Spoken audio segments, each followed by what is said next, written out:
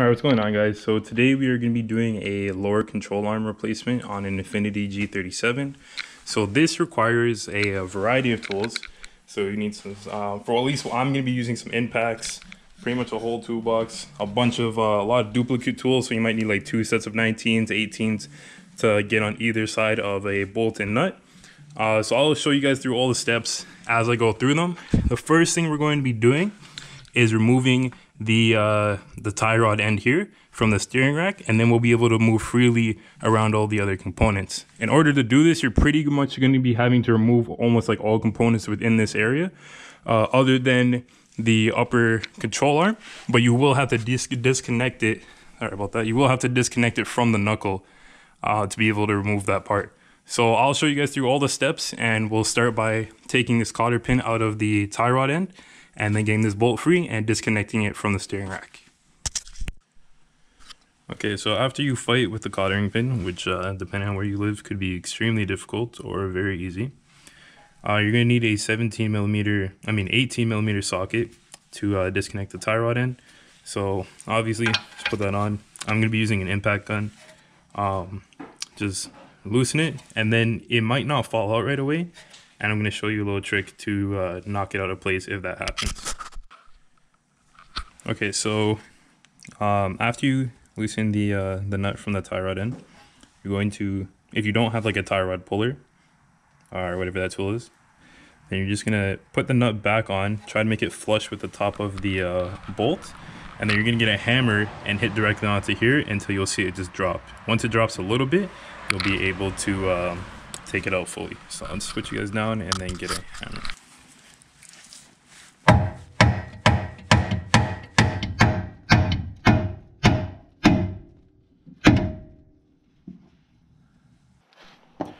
So after you knock the bolt down, if you find that you're trying to now take off the nut from the top of it and the ball joint is moving with it, so it's spinning with it, just get your jack or something and push up against it, and that will hold it in place, and then you can just take it off with a ratchet.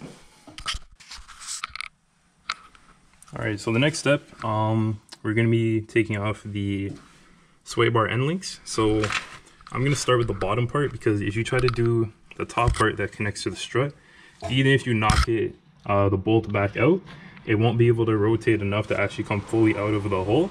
So if you take out the bottom one first, then you can move it freely, and then you can take out the part that's connected to the bottom of the strut. And then once you do that, you can then like use a punch or something and knock it completely out, and you'll take out the end links completely, and you can just set them aside with the two nuts that go on the end, and then we can move on to the next step. And for the end links, the bottom one here, you'll need a 19 millimeter socket, and for the other side, the bolt on the other side of the strut, you'll need a 22 millimeter socket. Especially also on the bottom one here, there's like a locking nut on the back end of it, so you need something to hold that after you break free the bolt on the opposite end.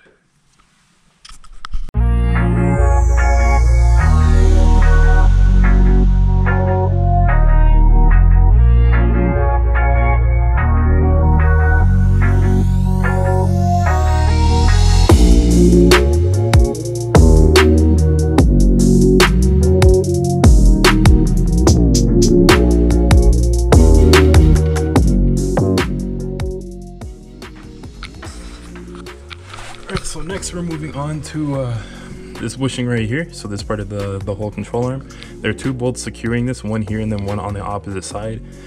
They're two different lengths, so this one's shorter than the one on the other side. These are 17 millimeter bolts.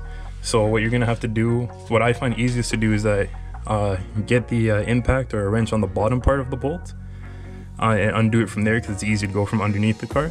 And then just get a wrench or something to hold the top part, and then you'll be able to take that out properly. So this is when I was saying you're gonna need like duplicates of tools. If you only have like one tool set, you're gonna need two 17s, one to do it from the bottom and one to hold this in place.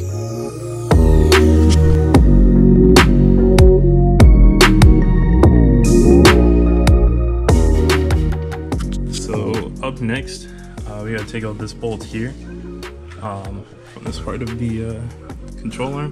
So there's a nut that holds it on the other side. This is bolt here, so you're gonna you're gonna need two parts to hold one end and the other. Let's see if you see that better. So this bolt right here, there's a nut on the opposite side straight through, obviously. I found to get to this one it's kind of difficult because of the sway bar here. So I took off one screw from the bottom of the plastic here. Once you do that, you can disconnect this part of the sway bar and it'll like hang loose and you can move it out of the way. And then you can get some sort of impact or a wrench on here or a ratchet a lot easier. And then once you do that, you're just gonna have to back it all the way out. You might kind of run out of space if you're using extensions and stuff, but that's pretty much it. And then the bolt or the nut on the other side will fall down. This will probably still be stuck on here, even if you try to reduce the weight and stuff on it. So what I'd suggest is that you really just have to like just wrench it and it'll back itself out on its own. If you just keep turning it loose, although there's nothing holding on the other end, it'll pull itself all the way out and then you're okay with that. So right now, if you notice, I didn't take the bolts completely off of the other side because I kind of want things held together until I'm completely ready. So I just loosen them so they're easy. I can take them off by hand later. And now moving on to this, and then we'll be moving on to the bottom of the knuckle here.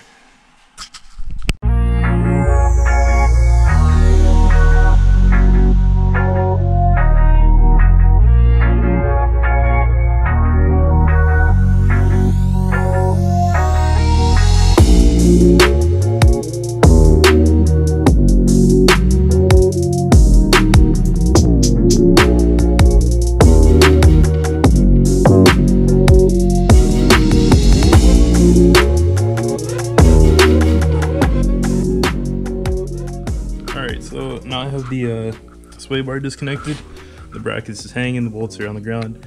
Now you have access to this part of the control arm. So it's a 19mm on this end and a 19mm on the other end. If you're curious, the sway bar bolts were 14mm. And if you're using a big impact like I am, you'll probably find it difficult to get it into this area. So if you have like a U-joint, that'll be really helpful in this situation. And then again, have another one 19mm on the back end to hold the nut. So after you get this spinning, it doesn't start spinning with it. Then you'll be able to back this all the way out and you'll have that part free next.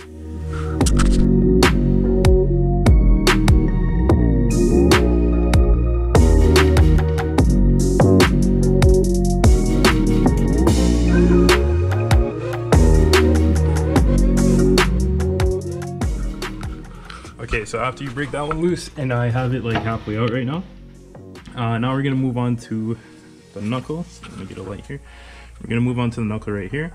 At this point, you probably want to get some sort of like a backup jack or something to support the whole knuckle in general. And then you're just gonna have to take out the cottering pin at the bottom of there. And I believe that was also a 22mm socket. I'll let you know in a second. And if you break that, the cottering pin, you might not be too worried, because if you're doing a new control arm, it'll have the ball joint, and most likely will come with a new cottering pin. But if not, then be careful and try not to break it. So then make sure, like I was saying, you have something supporting this, because right now, if you have the end link disconnected from the strut, it's not supporting it. This won't be supporting it, and the only thing was supporting it will be the upper control arm, which is not that much support. So we're gonna undo that. We're gonna have to undo the upper control arm next, but we're gonna start with down here.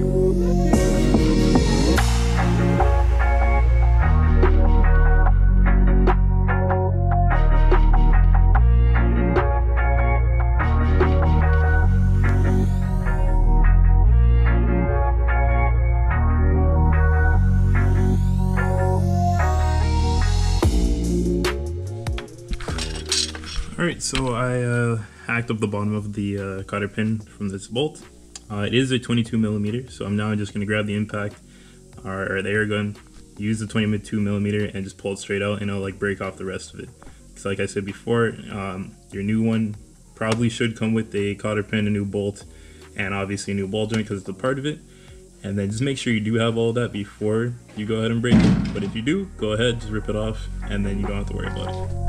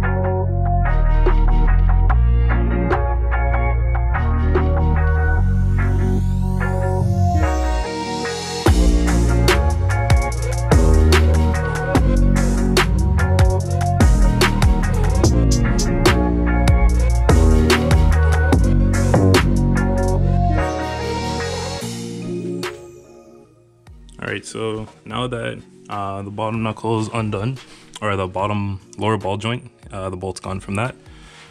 Now I'm just going to disconnect all these brake line things and stuff there, or not disconnect them, but just remove them directly from the knuckle so they're not like straight attached to it.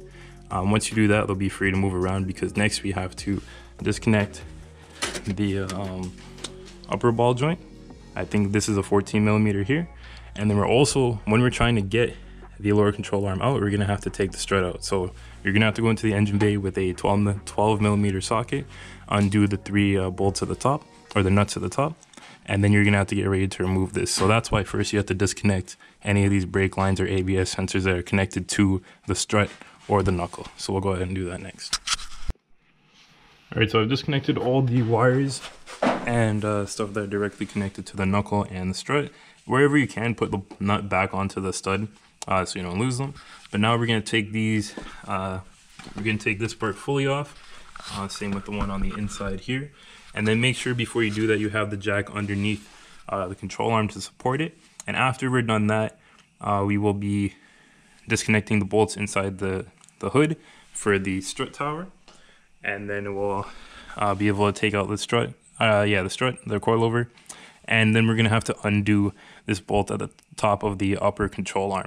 So once you do the upper control arm, everything's gonna be loose and it's gonna be like flopping around. It's kind of heavy, so if you need help, ask someone to help you kind of hold things in place. And once you do that, we'll be able to, first you're gonna have to take out the strut, and then we'll be able to take out the lower control arm.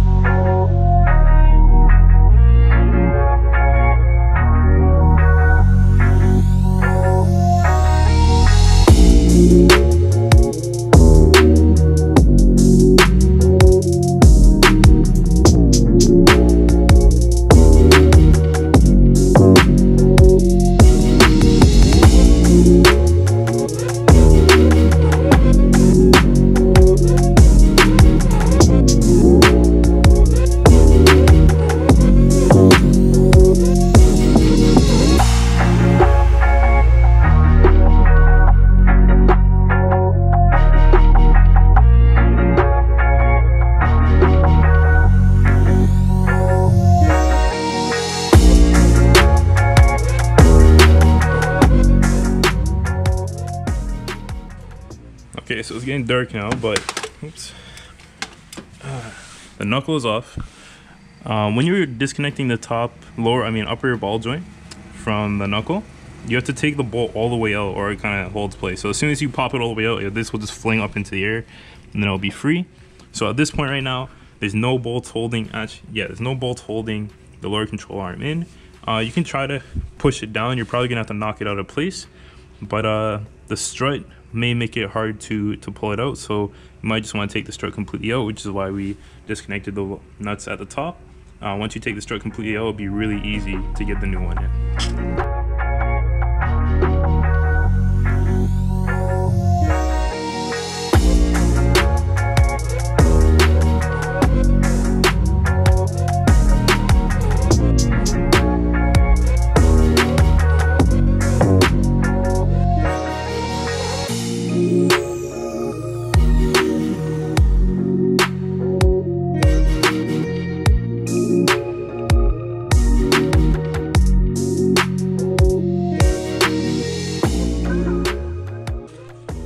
Okay, so now this is a control arm, it's out. The new one's right there in the bag. Only issue you might come across is that when you're buying yours, if it doesn't come with the seating cone. So on the factory one, there's this cone right here that seats into the bottom of the knuckle. On the one I got, it doesn't have that. So you need to remove that cone and then place it onto this one. The best way to do that is with a Pullman arm and probably a torch to heat it up to get it off. It can be pretty tough, but I'll show you guys how to get that off. Alright, so I took this Pitman tool here, what's it called? Yeah, Pitman arm puller, and you just slide it underneath the cone seat, and then you'll just start tightening it. So if you have a vice grip or something like that, you can set this within it, so that when you start turning the top part, it won't move. And then once you give it a couple turns, this will just pop straight off. If you don't have one of these, you can use like a crowbar and a hammer and maybe a torch, but it'd be a lot easier if you buy this. It's like $30. Okay, so now that everything's out, these like rubber washers were in that section of the control arm. So you have to take them off the old one and you have to use them back on the new one, just like that cone seating part. And now we just have to pretty much reverse everything we did. So you just have to fit the whole control arm back into place and then start putting bolts back. So I'm just going to time lapse the rest of this.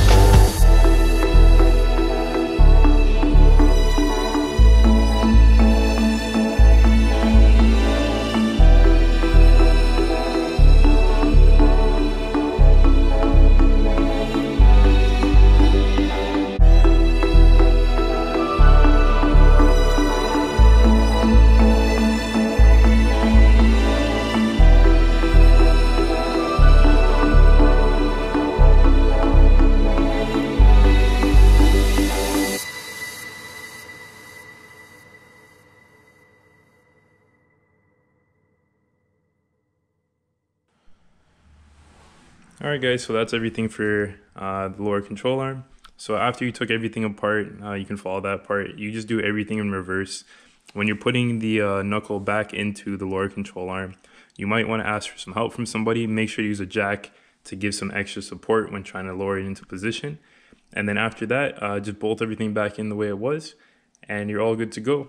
Don't forget to check your torque specs. You can find them online. Actually, I'll leave them in the description down below. And if you like this video and you found it helpful, don't forget to like, comment, subscribe.